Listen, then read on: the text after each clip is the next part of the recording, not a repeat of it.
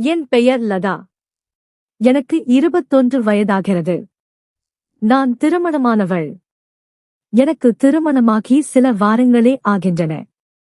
திருமணத்தின் போது என் கணவரின் குடும்பத்தினர் சொன்னார்கள், என் கணவருக்கு ஒரு சகோதரி இருக்கிறார். அவர் உடல்நிலை சரியில்லாமல் எப்போதும் தன் அறைக்குள்ளேயே இருப்பார் என்று. ஆனால் அந்த சகோதரிக்கு உடல்நிலையை தாண்டி வேறு சிக்கல்களும் இருக்கின்றன என்ற தகவல் எனக்கு திருமணத்திற்கு முன் சொல்லப்படவில்லை. நான் இந்த புகுந்த வீட்டுக்கு வந்ததிலிருந்து பல விசித்திரமான சம்பவங்களை கவனித்து வருகிறேன். இன்று காலையில் நடந்த விஷயத்தைச் சொல்கிறேன். வழக்கமாக என் மாமனார்தான் அந்த பெண்ணுக்கு 3 வேளை உணவையும் கொண்டு போய் கொடுப்பார். இன்று நான் என் நாத்தனாருக்கு காலை உணவை கொடுக்கலாம் என்று கிளம்பினேன். நான் அந்த அறையை நோக்கிச் சென்ற உடனேயே என் மாமனார் சுந்தரம் ஆவேசமாக கத்தினார், இனிமேல் இந்த பக்கமே வரக்கூடாது. ஜாக்கிரதை மீறி வந்தாய் என்றால் நான் கெட்டவனாக மாறிவிடுவேன் என்று அவர் கத்திக் கூச்சல் போட்டார். அவருடைய இந்த குரலை கேட்டு என் உடல் நடுங்கிப் போனது. என் கணவர் கார்த்திக் உடனே எழுந்து தன் தந்தையை அமைதியாக இருக்கும்படி சைகை காட்டினார். நான் பயத்தில் அப்படியே உறைந்து நின்றேன். நான் ஒரு உதவியாகத்தான் செய்யப் போனேன். அதற்கு அவர் ஏன் இவ்வளவு கோபப்பட்டார் என்று எனக்கு புரியவில்லை. அவர் திட்டிய விதம் என் இரத்தத்தையே உறைய வைத்தது. என் கண்கள் கலங்கின. என் தாய் வீட்டில் இதுவரை என்னை யாரும் இப்படி சத்தம் போட்டு மிரட்டியதே இல்லை.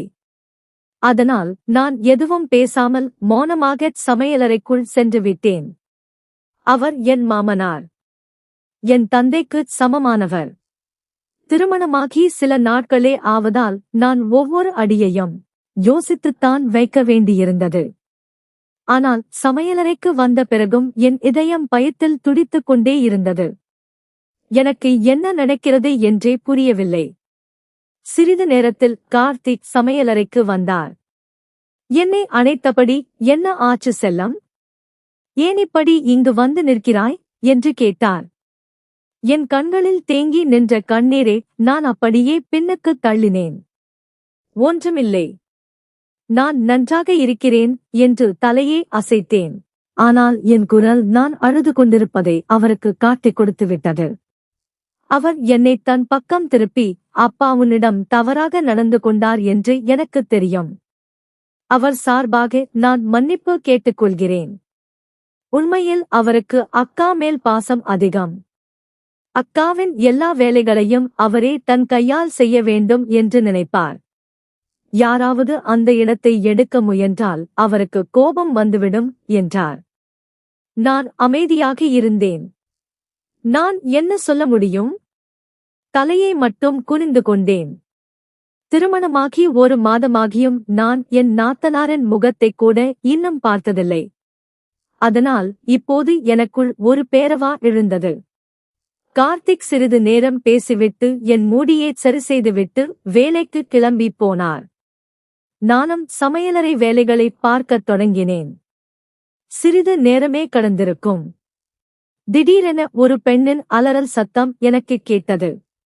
நான் உடனே என் கைகளைக் கழுவிவிட்டு வெளியே ஓடி வந்தேன். அந்தச் சத்தம் என் நாத்தனாரின் அறையிலிருந்துதான் வந்து கொண்டிருந்தது.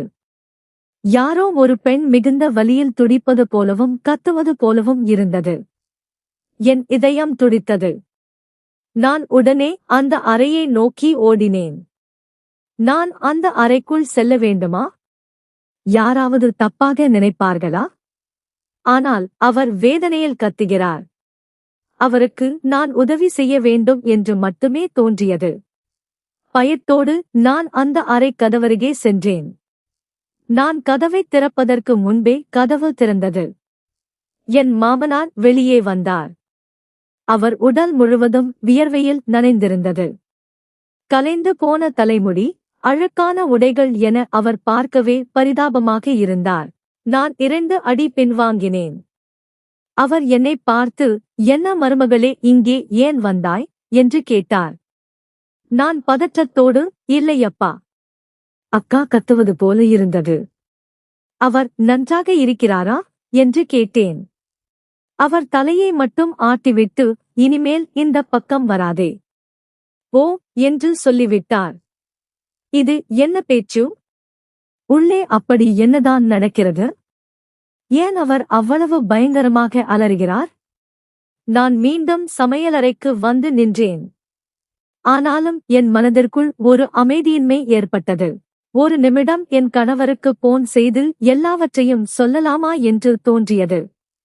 ஆனால் நான் அப்படிச் செய்தால் என் குடும்ப வாழ்க்கை அழிந்துவிடும் என்று தோன்றியது. நான் என் பெற்றோருக்கு ஒரே மகள். புகுந்த வீட்டுக்கு வரும்போது அவர்கள் எனக்குச் சொன்னது இதுதான். நீ உன் குடும்பத்தை நன்றாக பார்த்துக் கொள்ள வேண்டும். அவர்கள் என்ன சொல்கிறார்களோ அதைச் செய். உன்னால் எங்களுக்கு எந்த புகாரும் வரக்கூடாது யூட். அதனால் நான் மௌனமாக என் வேலைகளைச் செய்ய ஆரம்பித்தேன். ஒவ்வொரு முறையும் உள்ளிலிருந்து ஒரு வேதனையான சத்தம் கேட்டுக்கொண்டே இருந்தது. ஆனால் நான் இப்போது அதைத் தவிர்க்க முயன்றேன். மதிய நேரத்தில் உங்கள் அக்கா வலியால் துடித்து அழுது கொண்டிருந்தார். ஆனால் உங்க அப்பா அவருக்கு உதவி செய்யாமல் அறைக்குள்ளேயே இருந்தார். நான் உதவிக்குச் சென்றபோது அவர் நன்றாக இருக்கிறார் என்று சொல்லி என்னை விரட்டிவிட்டார் என்று சொல்லத் தீர்மானித்தேன். நேரம் மெல்ல மெல்ல கடந்தது. மாலை மறைந்து இரவு வந்ததும் என் கணவர் கார்த்திக்கும் அவர் தம்பி வினோத்தும் வீட்டிற்கு வந்தார்கள். கார்த்திக்கை பார்த்த உடனேயே என் முகம் மலர்ந்தது. திருமணமான ஆரம்ப காலம் என்பதால் காதலின் வேகம் அதிகமாகவே இருந்தது. அவருக்கு ஒரு புன்னகையை வீசிவிட்டு உடனே தண்ணீரை எடுத்துக்கொண்டு அவர் முன்னால் நின்றேன். அவர் சிரித்தபடியே தண்ணீரை வாங்கி ஒரே மூச்சில் குடித்து முடித்தார். என்னை ஒரு முறை எரித்து பார்த்துவிட்டு அவர் அறைக்குச் சென்றார். நான் வினோத்திடம் தண்ணீர் கொடுத்துவிட்டு கார்த்திக்கை சந்திப்பதற்காக அவர் பின்னாலேயே அறைக்குள் சென்றேன். நான் அறைக்குள் நுழைந்த உடனேயே கார்த்திக் விளையாட்டாக என்னை பிடித்து சுவரோடு சாய்த்தார். நான் மூச்சை அடக்கிக் கொண்டு அவரையே பார்த்தேன். அவர் அடிக்கடி இதைப் போலச் செய்வார். அப்பொழுதெல்லாம் என் இதயம் வேகமாக துடிக்க ஆரம்பிக்கும். அவர் என்னை காதலோடு அணைத்துக் கொண்டு, என் உயிரே, என் இதயத்தின் துடிப்பே, உனக்குத் தெரியுமா? இன்று அலுவலகத்தில் நாள் முழுவதும் உன்னை எவ்வளவு நினைத்தேன். நீ இல்லாமல் ஒரு நொடி கூட என்னால் இருக்க முடிவதில்லை. உன் அருகில் இருப்பது எனக்கு அவ்வளவு நிம்மதியை தருகிறது என்றார். நான் வெட்கத்தில் தலைகுனிந்தேன். திடீரென அவர் என் முகத்தை உயர்த்தி புன்னகையோடு என் இதழ்களில் முத்தமிட நெருங்கினார். ஆனால் அதே சமயம் வெளியே இருந்து ஒரு பயங்கரமான அலறல் சத்தம் கேட்டது. அந்தச் சத்தத்தைக் கேட்டதும் என் இதயம் அப்படியே நின்றுவிட்டது. கார்த்திக்கும் திடுக்கிட்டு என்னிடமிருந்து விலகினார். நாங்கள் இருவரும் பதற்றத்தோடு அறைக்கு வெளியே ஓடி வந்தோம். அங்கே கார்த்திக்கின் தம்பி வினோத் தன் அக்காவின் அறையை திகிலோடு பார்த்துக் கொண்டிருந்தார். எனக்கும் ஒன்று புரியவில்லை. திடீரென என்ன நடந்தது என்று கார்த்திக் தன் தம்பியை பார்த்தார். வினோத் தெரியவில்லை என்பது போல தலையை அசைத்தார். அப்போது யாரோ அந்த அறைக்கதவை உள்ளிலிருந்து பலமாக தட்டினார்கள். அதை பார்த்ததும் என் கைகால்கள் நடுங்க ஆரம்பித்தன. நான் ஒருமுறை வினோத்தையும் ஒருமுறை கார்த்திக்கையும் பார்த்தேன். ஆனால் அவர்கள் இருவரும் ஒரே நாடகத்தை பார்ப்பது போல எந்த அசைவும் இல்லாமல் அமைதியாக நின்றார்கள். திடீரென கதவு திறந்தது. என் மாமனார் சுந்தரம் வெளியே வந்தார். மதியம் பார்த்த அதே கோலத்தில் அவர் இருந்தார். முகம் முழுவதும் வியர்வை, கலைந்த தலைமுடி, அழுக்கான உடைகள். அந்த அறைக்குள் ஏதோ கடுமையான வெப்பம் இருந்தது போல தெரிந்தது. நான் கார்த்திக்கையும் வினோத்தையும் பார்த்தேன். அவர்கள் இருவரும் தங்கள் தந்தையை ஒருமுறை பார்த்தார்கள். அவரோ சாதாரணமாக தலையை அசைத்துவிட்டு மௌனமாக தன் அறைக்குச் சென்று விட்டார். நான் ஆச்சரியத்தில் உறைந்து போனேன். அவர்கள் இருவரும் தங்கள் தந்தையிடம் கேட்பார்கள் என்று நான் எதிர்பார்த்தேன். அறைக்குள் என்ன செய்து கொண்டிருந்தீர்கள்? அக்கா ஏன் இப்படி அலறுகிறார் என்று கேட்பார்கள் என்று நினைத்தேன். ஆனால் கார்த்திக்கும் கேட்கவில்லை, வினோத்தும் கேட்கவில்லை. நான் ஏதோ சொல்ல வந்தேன்.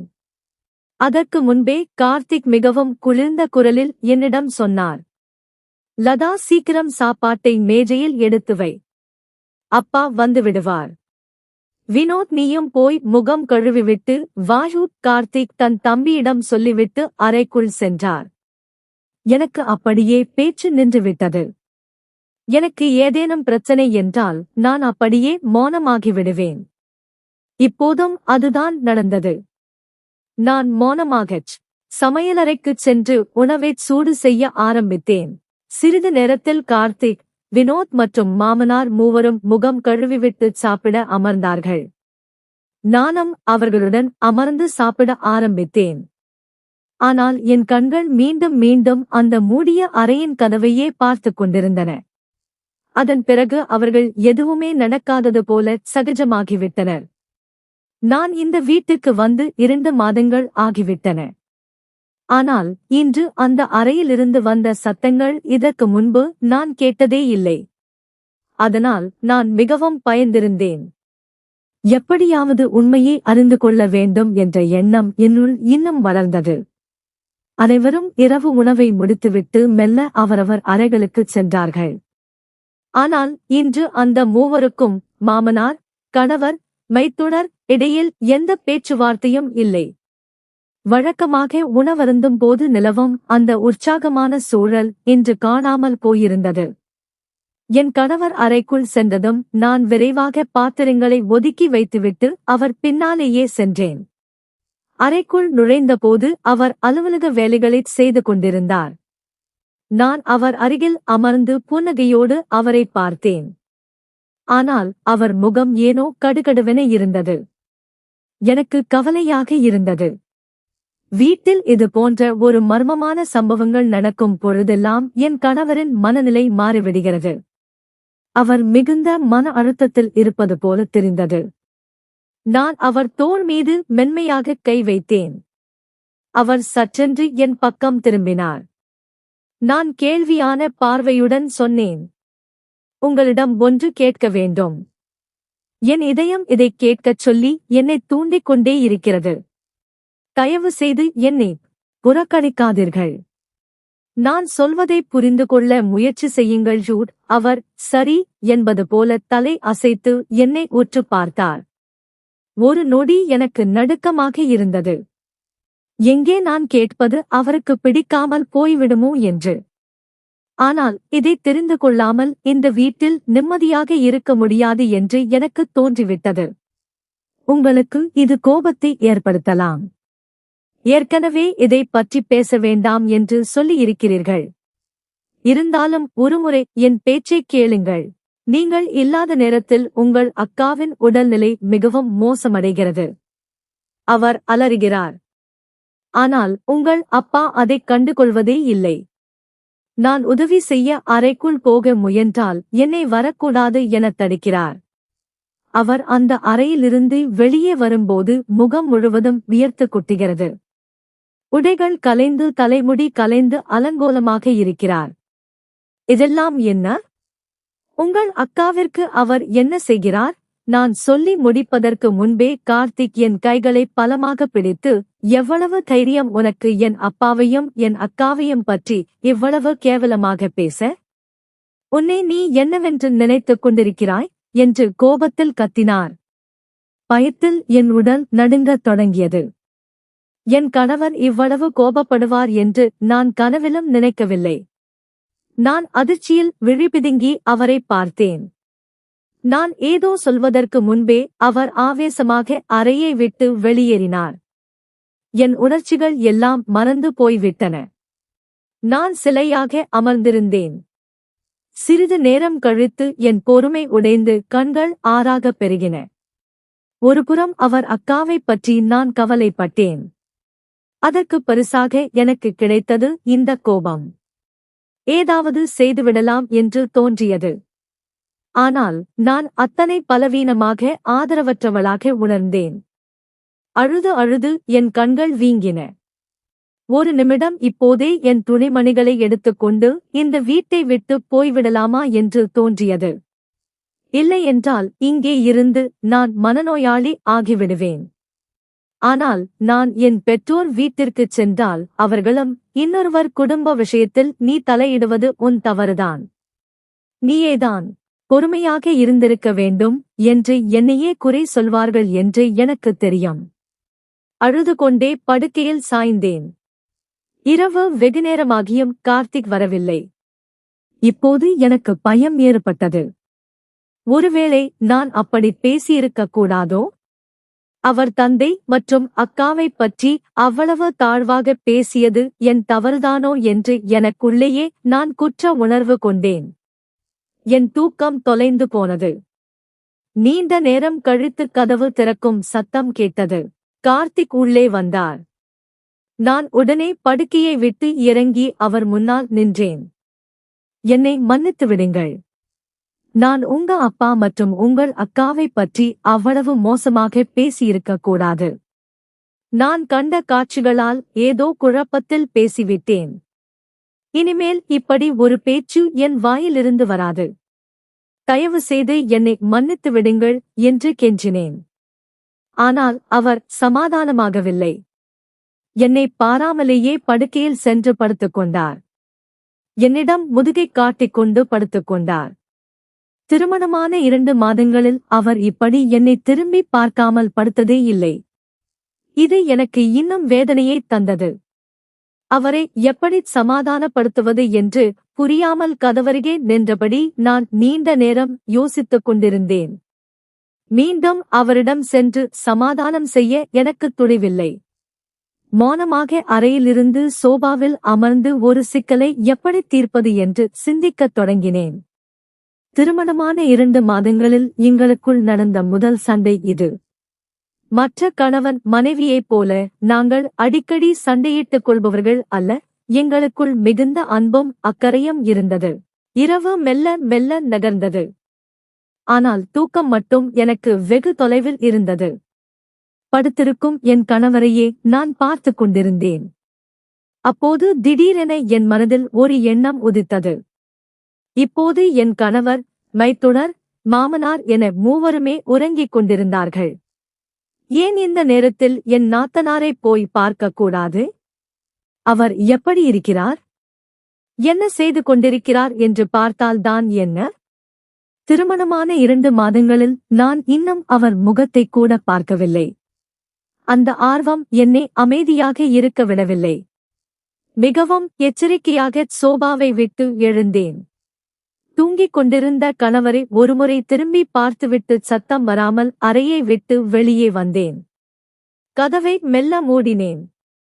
என் இதயம் பலமாக துடித்தது. பதற்றம் உச்சத்தில் இருந்தது. நான் எப்படி அடி எடுத்து வைத்தேன் என்பது எனக்குத்தான் தெரியும். நான் அந்த மர்மமான அறையின் அருகே வந்துவிட்டேன். இனி கதவை திறந்து உள்ளே செல்ல வேண்டியதுதான் பாக்கி. அப்போது திடீரென அந்த அறைக்குள்ளிருந்து என் மாமனாரின் குரல் கேட்டது. நான் அதிர்ச்சியில் உறைந்து போனேன். உடனே பக்கத்தில் இருந்த சமையல் அறை மறைவில் ஒளிந்து கொண்டேன். என் இதயம் திக் என்று அடித்துக் கொண்டது. இந்த நள்ளிரவு நேரத்தில் மாமனார் தன் மகள் அறையில் என்ன செய்து கொண்டிருக்கிறார்? என் சந்தேகங்கள் இன்னும் வலுப்பெற்றன.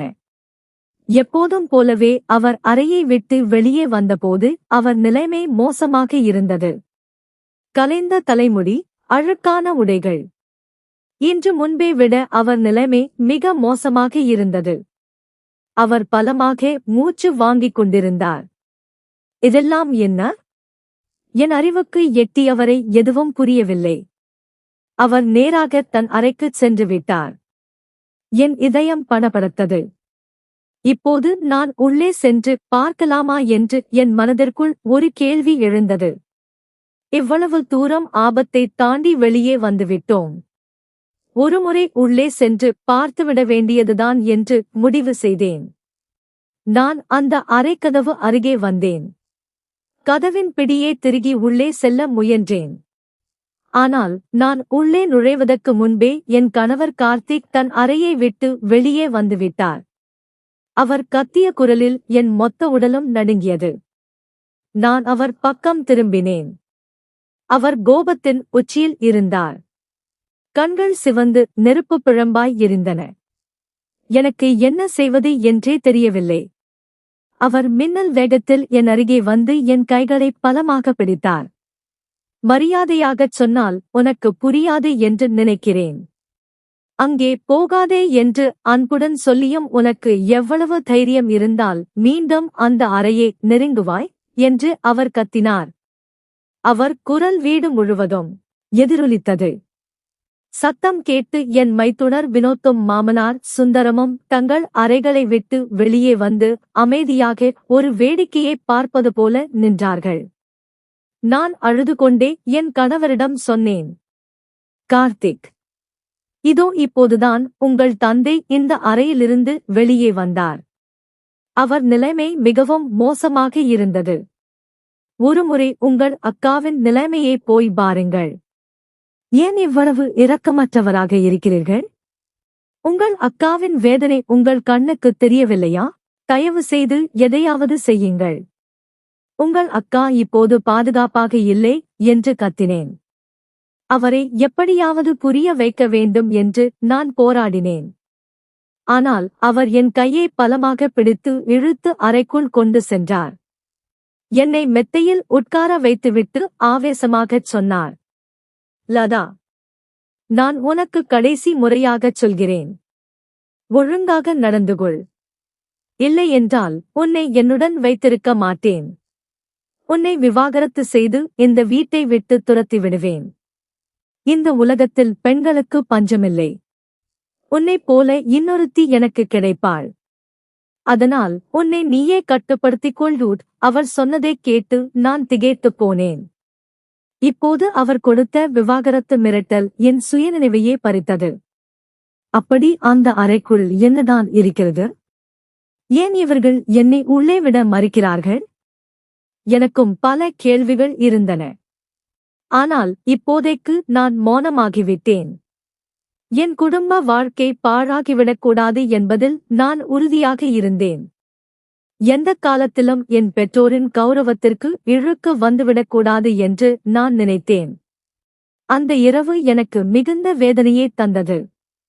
இப்போது என் மாமனாரின் மீது எனக்கு கடுமையான வெறுப்பு உண்டானது.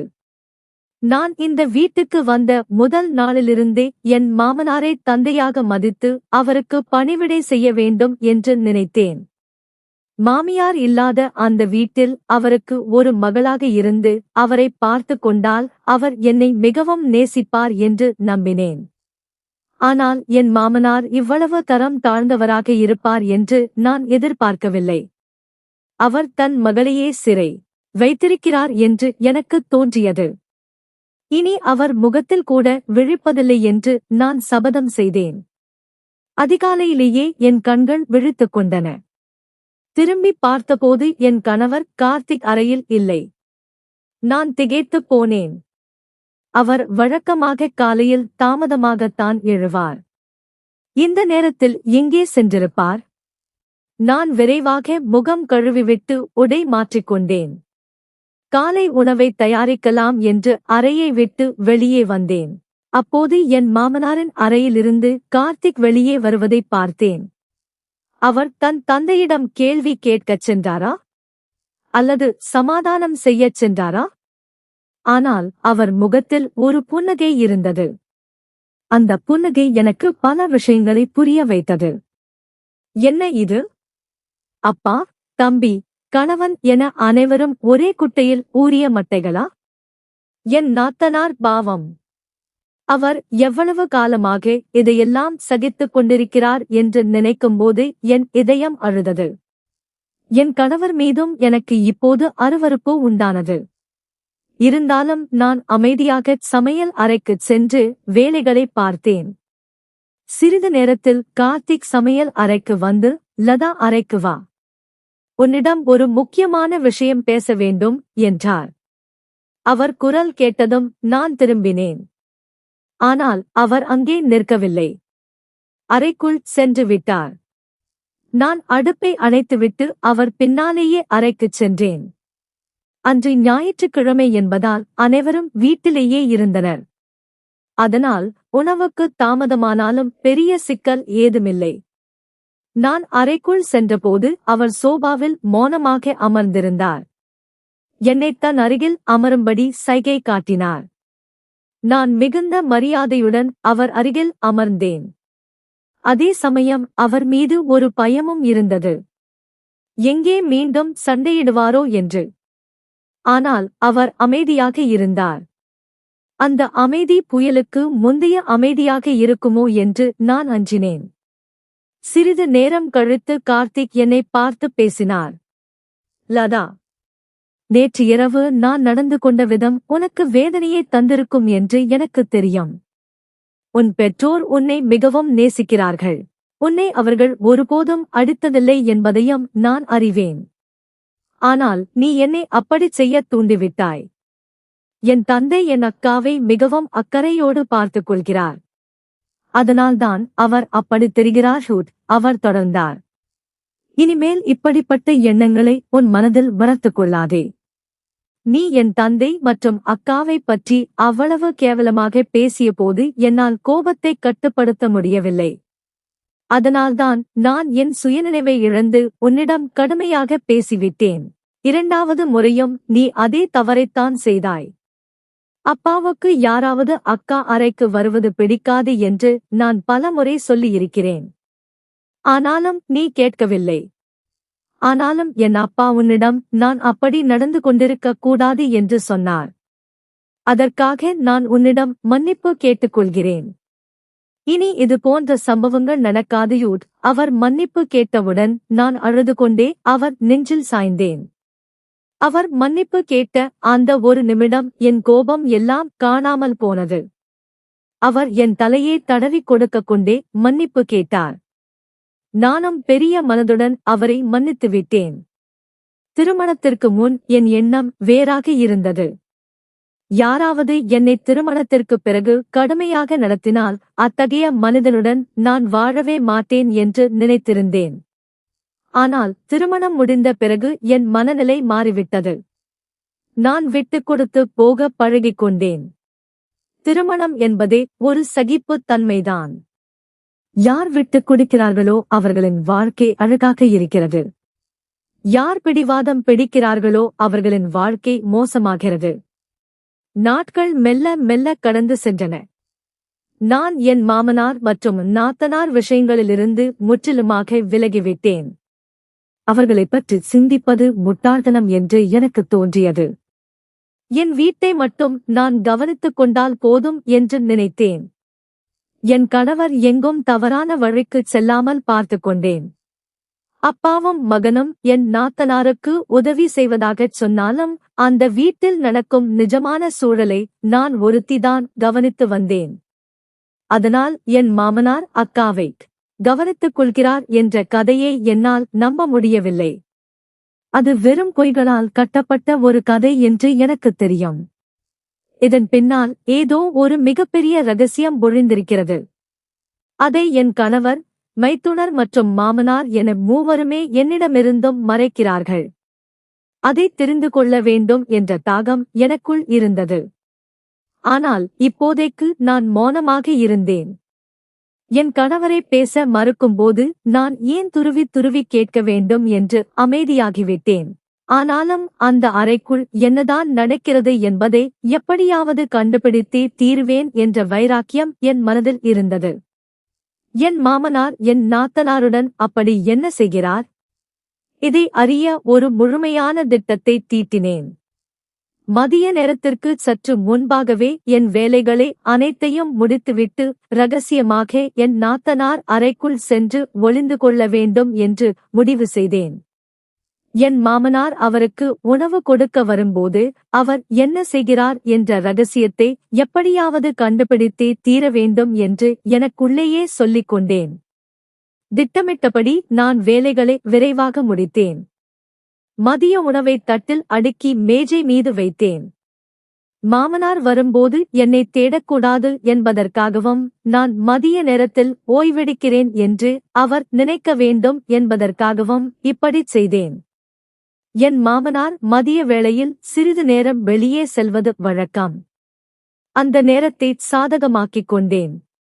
மிகவும் நிசப்தமாக அந்த அறைக்கு அருகே வந்தேன். சுற்றும் முற்றும் பார்த்தேன். வீட்டில் யாருமில்லை. என் கணவரும் மைத்துனரும் வேலைக்குச் சென்றிருந்தனர். மாமனார் வெளியே சென்றிருந்தார். மெதுவாக நாத்தனாரின் கதவைத் திறந்தேன். உள்ளே நான் கண்ட காட்சி என்னை உறைய வைத்தது. நான் அப்படியே அதிர்ச்சியில் உறைந்து நின்றேன். என் நாத்தனார் இருந்த நிலையைப் பார்த்து என் உயிர் பிரிந்து போவது போல இருந்தது. அப்போது திடீரென மாமனார் வீட்டிற்குள் நுழையும் சத்தம் கேட்டது. நான் பதற்றத்துடன் அந்த அறையிலிருந்து குளியல் அறைக்குள் புகுந்து கொண்டேன். கதவை லேசாக திறந்து வைத்துக் கொண்டு வெளியே நடப்பவற்றை கவனித்தேன். வெளியே நடக்கும் காட்சிகள் எனக்கு தெளிவாக தெரிந்தன.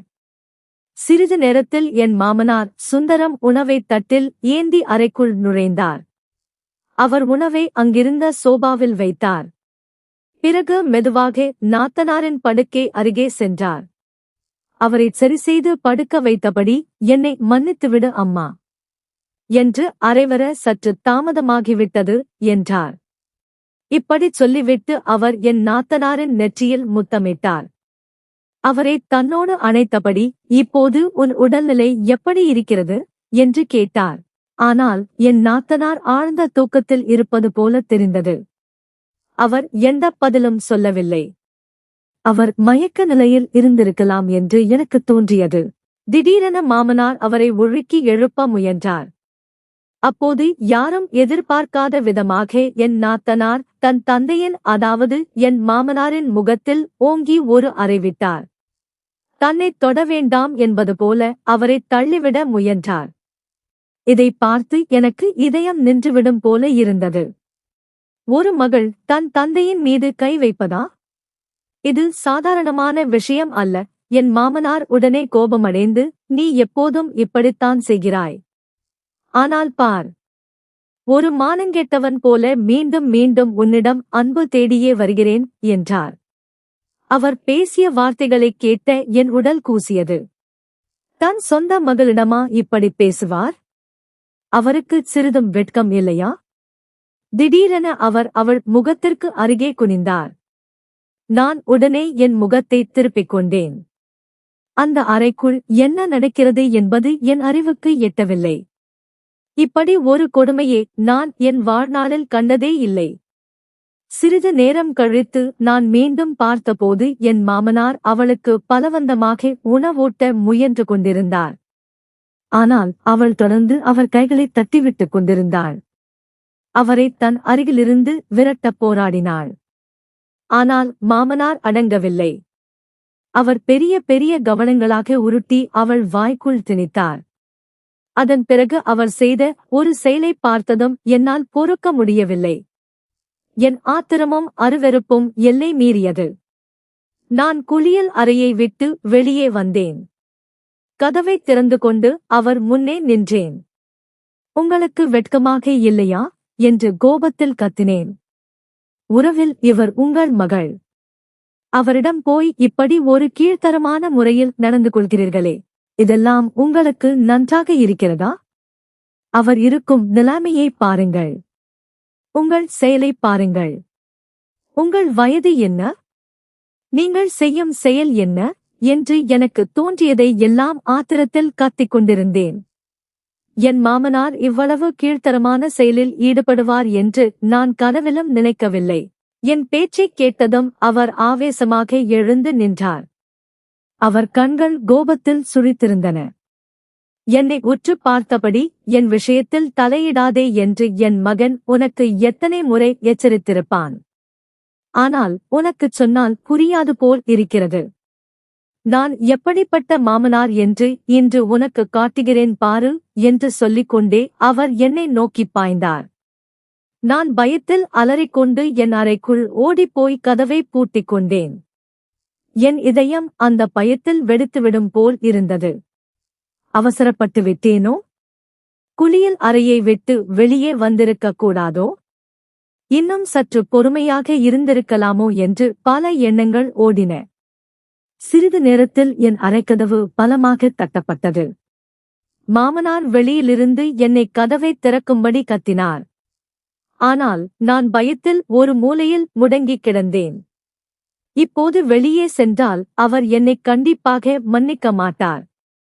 ஏதேனும் விபரீதம் நடந்துவிடும் என்று எனக்கு புரிந்தது.